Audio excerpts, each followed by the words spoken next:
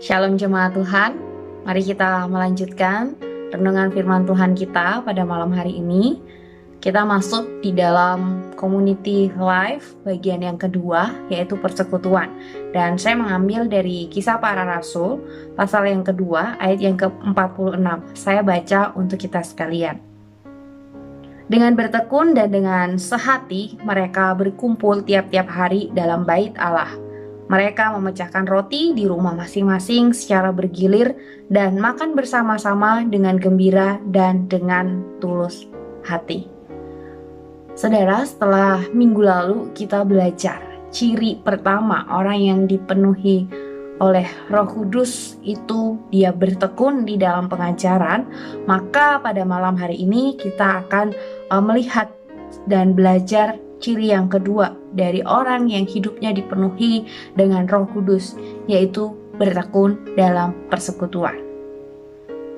Setelah jemaat mula-mula percaya kepada Tuhan Yesus dan hidup mereka dipenuhi Roh, mereka bertekun di dalam pengajaran, tetapi mereka juga melanjutkan, bukan hanya sekedar mempelajari firman itu, Injil itu, tetapi mereka juga berkumpul setiap hari untuk bersekutu bersama-sama.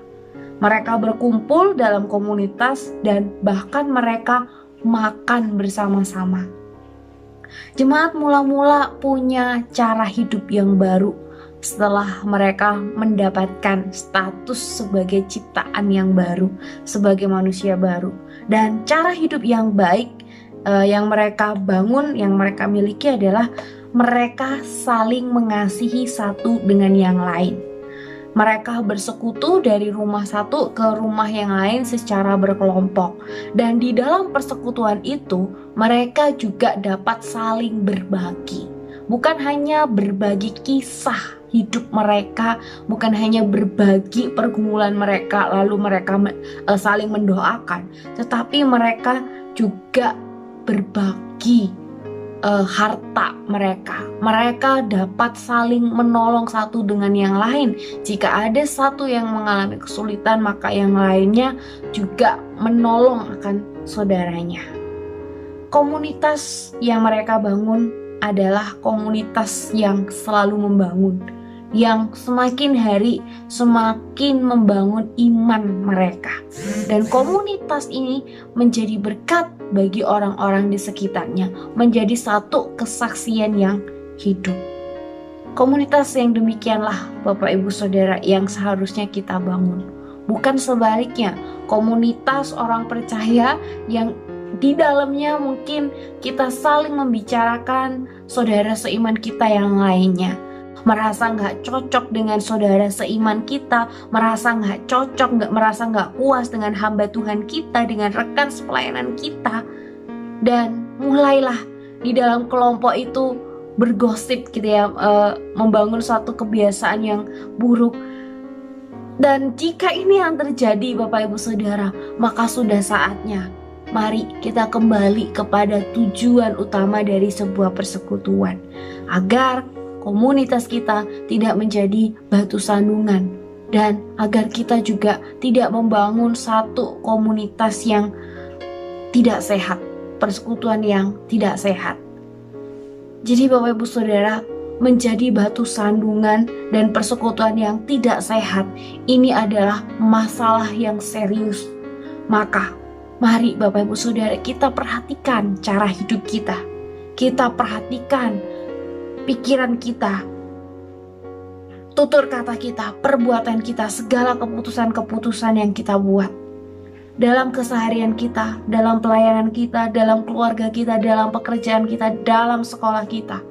Kiranya apapun itu Bapak Ibu Saudara, kita pastikan bahwa segala sesuatu yang kita kerjakan, yang kita lakukan, yang kita putuskan, itu tidak menjadi batu sandungan bagi orang lain.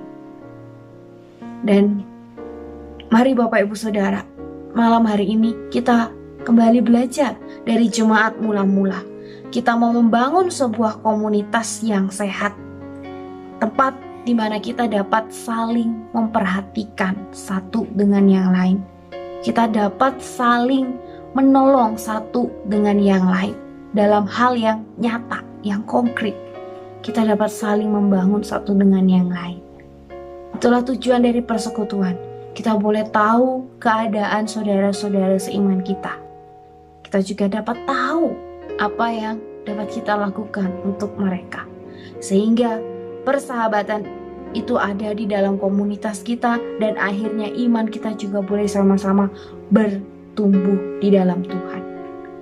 Bapak Ibu Saudara, jemaat mula-mula mereka tidak punya karunia yang hebat, karunia yang luar biasa. Tidak semuanya maksud saya. Tetapi mereka dipakai oleh Tuhan untuk menyatakan Kristus bagi banyak jiwa di dalam komunitas mereka. Mari kita maksimalkan segala apa yang Tuhan taruh di dalam kehidupan kita untuk memperluas akan pekerjaan Tuhan di tengah dunia ini. Kita tundukkan kepala, kita mau berdoa. Tuhan, terima kasih. Kembali kami boleh merenungkan satu bagian firman Tuhan. Kami boleh belajar dari jemaat mula-mula. Apa tujuan dari sebuah persekutuan? Dan bagaimana Tuhan memanggil kami untuk kami boleh hadir di dalam persekutuan. Untuk kami juga boleh menyatakan Injil-Mu. Untuk kami juga boleh memberitakan Engkau di tengah komunitas kami. Tuhan terus pakai kami, jadikan kami saluran berkat-Mu. Di doa kami, di dalam satu nama Tuhan Yesus Kristus, kami sudah berdoa. Amin.